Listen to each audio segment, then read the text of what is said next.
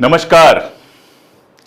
उत्तर प्रदेश बनारस, जहां भारतीय जनता पार्टी की सबसे ज़्यादा सीटें हैं वो उत्तर प्रदेश, जहां योगी आदित्यनाथ मुख्यमंत्री हैं वो उत्तर प्रदेश, और जहां नरेंद्र मोदी खुद एमपी हैं वो बनारस। और उस बनारस का बनारस हिंदू विश्वविद्यालय BHU, महामना मदन मोहन मालवीय द्वारा स्थापित BHU। ये सब सुन के कितना अच्छा लगता है। एक शानदार यूनिवर्सिटी जिसने सैकड़ों, हजारों, लाखों स्टूडेंट्स दिए हैं, पूरी दुनिया में जिनके स्टूडेंट्स का बोलबाला है, और वहां का IIT, जहां देश के सबसे अच्छे दिमाग वाले, सबसे तेज दिमाग वाले लड़के और लड़कियां इंजीनियर बनने जाते हैं। वहां की यह घटना है कि रात को एक बच्ची, एक स्टूडेंट आ रही थी अपने एक दोस्त के साथ, 3 गुंडे बुलेट पे आते हैं, उसको रोकते हैं गन पॉइंट पे। ये सब कहने में भी बुरा लगता है, ये सब सोच के भी खराब लगता है एक बेटी के बाप के लिए जिसकी बच्ची बाहर पढ़ती है। ये सब सोच के भी रूह कांप जाती है कि गन पॉइंट पे उसके साथ बदतमीजी करते हैं और वीडियो बनाते हैं। और ये सारा कुछ होता है उत्तर प्रदेश में, जहां कहा जाता है कि बाबा के आने के बाद गुंडे भाग गए हैं। और होता है, और उसके बाद योगी आदित्यनाथ की चुप्पी, माननीय नरेंद्र मोदी जी की चुप्पी, और उस स्मृति ईरानी की चुप्पी जो संसद के अंदर सबसे ज्यादा ऊंचे स्वरों में बोलने के लिए जानी जाती हैं, दुनिया के हर मुद्दे पे बोलती हैं, लेकिन जब किसी लड़की का, जब किसी महिला का मुद्दा आता है तो एकदम खामोश हो जाती हैं। मैं आपको थोड़ा पीछे ले चलता हूं। आदित्यनाथ की सरकार बनी थी और ऑपरेशन मजनू चलाया गया था। वैसे तो मजनू नहीं, सॉरी, ऑपरेशन रोमियो चलाया गया था। अब ये जो रोमियो, जिसको मैं गलती से मजनू बोल गया, लोग रोमियो, मजनू, रांझा ये सब एक साथ उपयोग करते हैं। ये तो बेचारे आशिक थे, इन्होंने इश्क में अपनी जान दे दी थी। इन्होंने कभी किसी लड़की को छेड़ा नहीं था, इन्होंने कभी किसी के साथ बदतमीजी नहीं की थी, इन्होंने कोई रेप नहीं किया था, कोई मोलेस्टेशन नहीं किया था, कोई गुंडाई नहीं की थी। एक प्रेमिका से प्रेम किया था और फिर उसके लिए जान दे दी थी। वो इस समाज को अपने दुश्मन लगते हैं, योगी जी को भी दुश्मन लगते होंगे प्रेम करने वाले, क्योंकि वैलेंटाइन डे पे हम देखते हैं कि उसी भारतीय जनता पार्टी के, उसी RSS से जुड़े हुए, बजरंग दल से जुड़े हुए लोग बाहर निकल आते हैं, और जो लोग अपनी मर्जी से, कई बार तो पति पत्नी होते हैं, जो लोग अपनी मर्जी से सेलिब्रेट करने के लिए निकले होते हैं, उनको परेशान करते हैं, कान पकड़ के उठक बैठक करवाते हैं, दुकानें तोड़ देते हैं, कैफे तोड़ देते हैं, और दुनिया भर का तमाशा मनाते हैं, और कहते हैं कि यह पश्चिमी संस्कृति आ रही है। मानो प्रेम करना पश्चिमी संस्कृति हो, मानो कृष्ण का कैरेक्टर, भगवान कृष्ण का कैरेक्टर हमारे समाज में हो ही ना, मानो हमारे समाज में कभी प्रेम हुआ ही ना हो। लेकिन जब इस तरह की घटना होती है, जब एक निर्दोष लड़की को, जो वहां विद्यार्थी है, हो सकता है पढ़ते पढ़ते थक के दोनों निकले हों लंका पर चाय पीने के लिए, बनारस से, मेरे भाई ने मेडिकल की पढ़ाई की है तो बनारस को मैं अच्छी तरह से जानता हूं, BHU को भी, कि रात में 3 बजे 2 बजे हम लोग कई बार उसके पास रुका करते थे, तो चाय पीने के लिए भी बाहर निकल आते थे।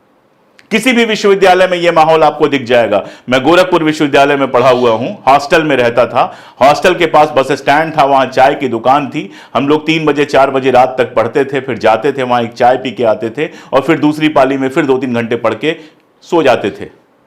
और कभी इस तरह की घटनाएं सुनने को भी नहीं मिलती थी। कानून व्यवस्था की बात इतनी की जाती है उत्तर प्रदेश में कि पूछिए मत। योगी आदित्यनाथ दूसरे प्रदेशों में जब चुनाव होता है तो जाकर कहते हैं कि उत्तर प्रदेश जैसी कानून व्यवस्था बना देंगे। बिहार में कुछ हो जाए तो जंगल राज हो जाता है, कहीं और कुछ हो जाए तो जंगल राज हो जाता है। लेकिन उत्तर प्रदेश में इतनी बड़ी घटना हो जाती है, सारा का सारा गोदी मीडिया चुप्पी मार कर बैठ जाता है। उसी BHU के सारे बच्चे सड़क पर निकल आए, लंका पर निकल आए, लंका जो उसके गेट को कहते हैं, लंका चौराहा, उसके गेट पर निकल आए, और गेट पर निकल के उन्होंने भारी प्रदर्शन किया। लेकिन चुप्पी, चारों तरफ चुप्पी, हर तरफ चुप्पी, एकदम चुप्पी। कोई बोलने वाला नहीं है, कोई सवाल उठाने वाला नहीं है। कोई Sudhir Chaudhary black and white में यह सवाल नहीं करेगा कि उत्तर प्रदेश में एक विश्वविद्यालय के सामने यह तमाशा क्यों हुआ। कोई अमीश चौधरी चिल्ला चिल्ला कर पागलों की तरह आदित्यनाथ से यह सवाल नहीं पूछेगा, मोदी से यह सवाल नहीं पूछेगा कि आपके चुनाव क्षेत्र में इतनी बड़ी घटना हुई, आप खामोश कैसे रह गए। किसी अखबार की हेडलाइन नहीं बनेगी यूपी के बाहर, किसी टीवी डिबेट पर इस पर बहस नहीं होगी। और दुर्भाग्य की बात तो यह है कि हमारे ढेर सारे मित्र जो यूट्यूब चलाते हैं वो भी इस पर खामोश रहेंगे।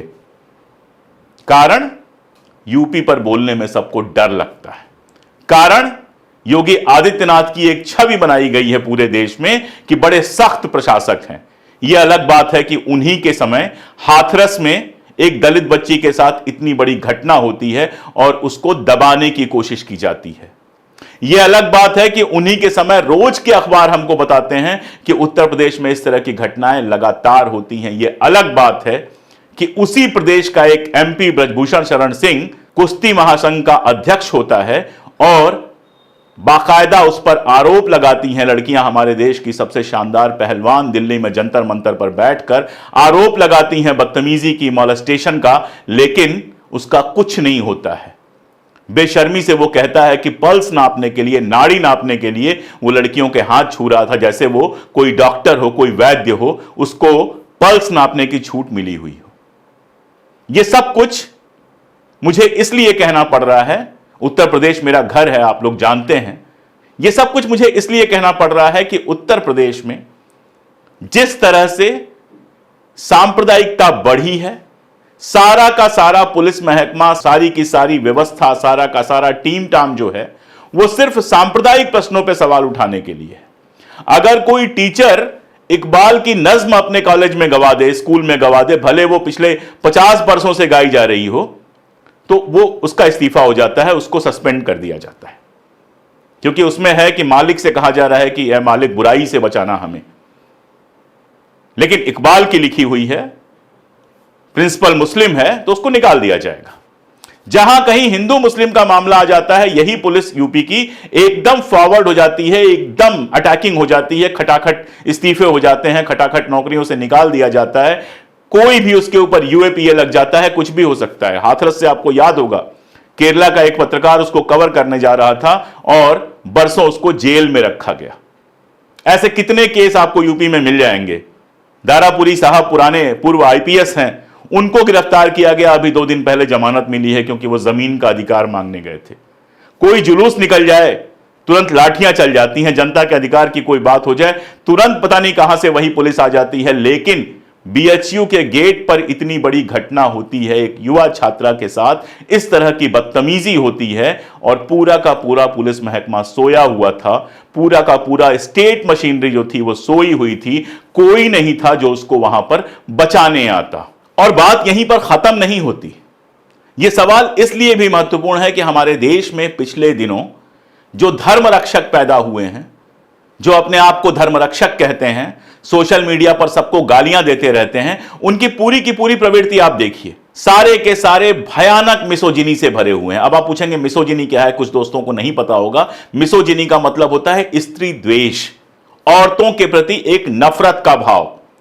यानी आप औरतों को कमतर मनुष्य समझते हैं और किसी को भी बेइज्जत करने के लिए यह आपको बहुत सामान्य बात लगती है कि उसकी मां या बहन या पत्नी के बारे में घटिया बातें करे। कोई भी जाकर अगर वहां पर लिखता है, हक की बात करता है, यहां तक कि आप फलस्तीन के समर्थन में भी कोई बात करते हैं तो 4 लोग आएंगे वहां पर, जो ट्रॉल्स भरे हुए हैं सोशल मीडिया पर, वो आएंगे। हो सकता है इस वीडियो पर भी आके लिख जाएं, जिसमें आपकी मां को, आपकी बहन को कुछ भी कहा जा सकता है, कितने भी घटिया से घटिया बातों से उनको संबोधित किया जा सकता है। और इनमें से बहुत सारे लोगों को खुद प्रधानमंत्री फॉलो करते हैं, यानी इस तरह की हरकतों को बढ़ावा दिया जाता है। अब जब आप इस तरह की हरकतों को बढ़ावा देंगे, आपको याद होगा, एक प्रसंग याद होगा कि बाकायदा सुली डील्स हुई थी। कुछ लोग थे जो सोशल मीडिया पे, जो औरतें, खासतौर पे मुस्लिम औरतें सरकार के खिलाफ लिख बोल रही थी, उनकी तस्वीरें उठाकर और बाकायदा ऑनलाइन उनकी सेल कर रहे थे। जब शोर मचा, थोड़ी बहुत कार्रवाई हुई, लेकिन जो लोग गिरफ्तार हुए उन सबको तुरंत जमानत हो गई। ये क्या करता है? ये पूरा का पूरा वो माहौल बनाता है जिसमें इस तरह के घटिया लोगों को लगता है कि उनका कुछ हो नहीं सकता।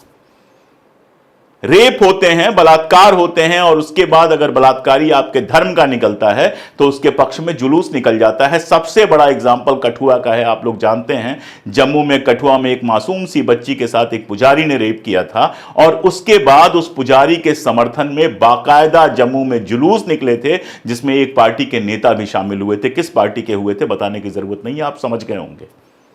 उत्तर प्रदेश में आप जानते हैं एक विधायक पर आरोप लगा था और उसके बाद उसके पक्ष में जुलूस निकले थे।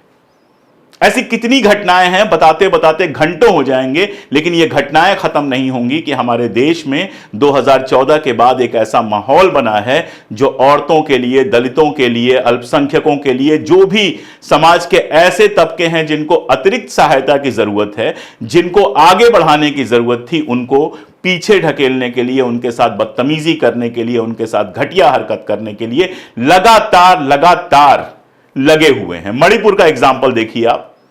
मणिपुर पिछले 3 महीनों से जल रहा है, आज भी वहां शांति नहीं हुई है। हालत यह थी कि मिजोरम के मुख्यमंत्री जो नरेंद्र मोदी के एनडीए के हिस्सा हैं, उन्होंने कहा कि मैं नरेंद्र मोदी के साथ मंच शेयर नहीं कर सकता हूं क्योंकि मणिपुर से जो हुआ है उससे लोग बहुत गुस्से में हैं। लेकिन उस मणिपुर पर आज तक आपको प्रधानमंत्री का कोई बयान नहीं मिलेगा। संसद में एक शब्द नहीं बोला उन्होंने। स्मृति ईरानी का एक बयान आपको नहीं मिलेगा। इस सरकार में इतनी महिला मंत्री हैं, किसी का एक बयान नहीं मिलेगा। वहीं से जब वो वीडियो आया था, एक लड़की के साथ, एक महिला के साथ बदतमीजी का वीडियो आया था, तो बजाय इसके कि शर्म से सर झुका के ये कहने के कि बहुत हो गया, अब हम मणिपुर में ऐसा नहीं होने देंगे, आरोप लगा दिया गया कि यह विपक्षियों की साजिश है। और आगे आप देखिए, महुआ मोइत्रा जो सबसे ऊंची आवाज में संसद में बैठकर अदानी के खिलाफ बोलती हैं, अदानी के करप्शन के खिलाफ बोलती हैं, उनके ऊपर घटिया आरोप लगाए गए। और जब एथिकल कमेटी में मामला गया तो कल यह रिपोर्ट आई कि उनसे पूछा गया कि आप रात में किससे बात करती हैं। एक सांसद, एक बेहद पढ़ी लिखी जहीन सांसद, उससे संसद की एथिकल कमेटी पूछती है कि आप रात में किससे बात करती हैं। यह एथिकल कमेटी नहीं है, यह अनएथिकल कमेटी है। यह एक ऐसी कमेटी है जिसको चौराहे पर भी किसी मामले का जज नहीं बनाया जाना चाहिए, जो एक महिला से इस तरह का घटिया सवाल करती है। लेकिन यही लोग हैं, निशिकांत दुबे हैं, मंत्री हैं, जो मुंह में आता है वो बोलते हैं, महिलाओं को नगर वधू कहते हैं।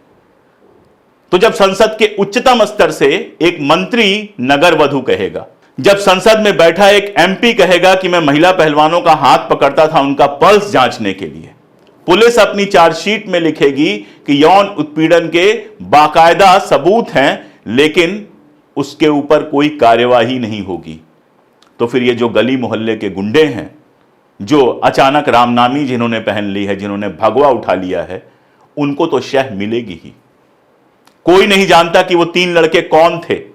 वो हिंदू हो सकते हैं, वो मुसलमान हो सकते हैं, वो तथाकथित सवर्ण हो सकते हैं, वो तथाकथित दलित हो सकते हैं, वो कुछ भी हो सकते हैं। वो जो भी हैं वो हैवान है। मैं यहां खड़ा होकर बोल रहा हूं कि वो कुछ भी हो, वो हैवान है। लेकिन इस तरह के जितने लोग हैं उनको इस तरह की प्रवृत्ति को बढ़ावा इसलिए मिल रहा है क्योंकि शासन के उच्चतम स्तर से यह बात नहीं जा रही है, आप बेटी पढ़ाओ बेटी बढ़ाओ जितना भी कर लें, लेकिन यह बात शासन के उच्चतम स्तर से नहीं जा रही है कि भारत जैसे देश में महिलाओं के खिलाफ अगर इस तरह की कार्रवाई होगी तो उनको कड़ी से कड़ी सजा मिलेगी। बलात्कार, बदतमीजी, मॉलेस्टेशन, ऑनलाइन गाली, यह सब इतना आम हो गया है कि हर तीसरे आदमी को लगता है कि वो सोशल मीडिया पे या जिंदगी में कुछ भी करके बेदाग निकल सकता है। नंबर 1। नंबर 2, उत्तर प्रदेश जैसे स्टेट में पुलिस का जिस तरह से क्रिमिनलाइजेशन हुआ है, जिस तरह से पुलिस तमाम जगहों पे दिखाई दी है, ऐसा लगता है कि जो उसका काम है वो काम करना धीरे धीरे वो भूलती जा रही है।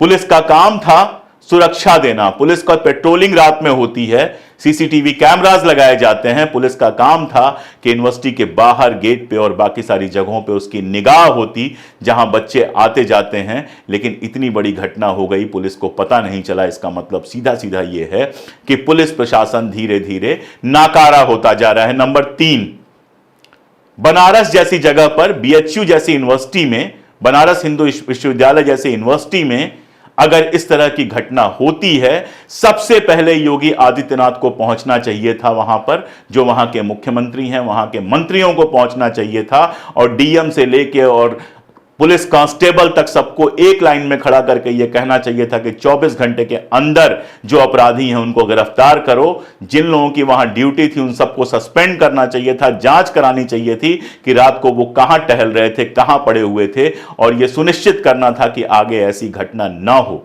लेकिन ऐसा नहीं हुआ। और नंबर 4, जो सांसद है वहां के, नरेंद्र मोदी जी, हमारे देश के प्रधानमंत्री, जो कहते हैं गंगा मैया ने हमें बुलाया था, जो कहते हैं बनारस के विकास के लिए मैंने ये किया वो किया, उनको अगर वो नहीं भी जा पाते तो कम से कम एक बयान जारी करना चाहिए था, एक दुख, एक शोक जारी करना चाहिए था, और वहां के अधिकारियों को यह मैसेज देना चाहिए था कि इस बात की सजा तो मिलेगी ही, लेकिन अगर आगे ऐसी घटना होती है तो और कड़ी सजा मिलेगी। और आखिरी जो बात है कि जिस तरह 2014 से पहले हमारा टीवी इस तरह की घटनाओं पर, एक निर्भया कांड हुआ था दिल्ली में और पूरे देश में तहलका मच गया था, सारे टीवी चैनल पर हफ्तों कोई और बात हुई नहीं थी। अगर इस तरह से हमारा चैनल, आज भी हमारे चैनल आजाद होते और इस घटना पर पूरे देश में चर्चा होती, सवाल उठते, सरकार से सवाल पूछे जाते, तो आगे से इस तरह की घटना ना हो इसके लिए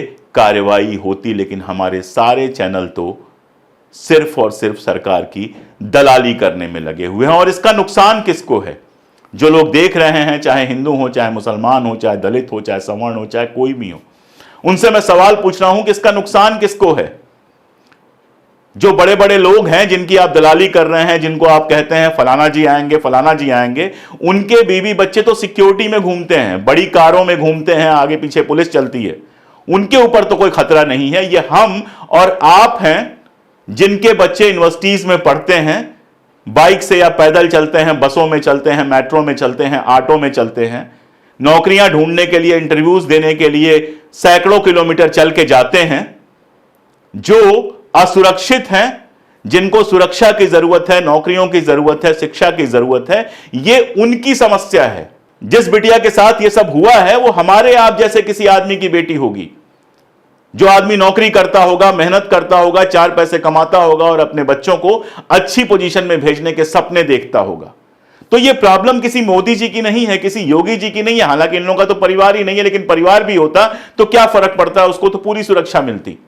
यह उनकी प्रॉब्लम नहीं है, यह किसी आईएएस अफसर की भी प्रॉब्लम भी नहीं है, यह किसी बहुत पैसे वाले की भी प्रॉब्लम नहीं है। यह प्रॉब्लम है आपके और हमारे जैसे लोगों की। और अगर हम और आप जैसे लोग इस तरह की बातों पर सीधे आकर सवाल पूछने की जगह सिर्फ इसलिए कि किसी पॉलिटिकल पार्टी को आप पसंद करते हैं, अगर डिफेंड करेंगे ऐसी बातों को, तो याद रखिए यह खतरा आज उस बच्ची पे आया है, कल हमारे आसपास के किसी पर भी आ सकता है। और फिर हमें ना तो यह हक होगा कि हम सवाल उठा सकें और ना ही हमारी आवाज कोई सुनेगा। सिर्फ इसलिए मुझे लगा कि इस मुद्दे पर जब कोई नहीं बोल रहा है तो कम से कम जहां तक भी मेरी आवाज पहुंचती है मैं तो बोलूं, अपनी बात पहुंचाऊं और यह कहूं कि एक ऐसा देश जिसमें उसकी बच्चियां, जिसमें उसकी छात्राएं, जिसमें उसकी महिलाएं सुरक्षित नहीं है, वो लोकतंत्र के नाम पर धब्बा बनता जा रहा है। उसको विकासशील देश नहीं, विकासहीन देश कहा जाएगा। और एक ऐसा प्रदेश या ऐसा जिला जहां यह सब होता है, वहां का जो मुख्यमंत्री है या डीएम है या गृह मंत्री है या पुलिस वाला है, वो सारे के सारे सवालों के घेरे में लाए जाने चाहिए कि आप सबके रहते हुए ऐसा कैसे हुआ। आज के लिए इतना ही, फिर किसी मुद्दे पर और डिटेल में बात करते रहेंगे।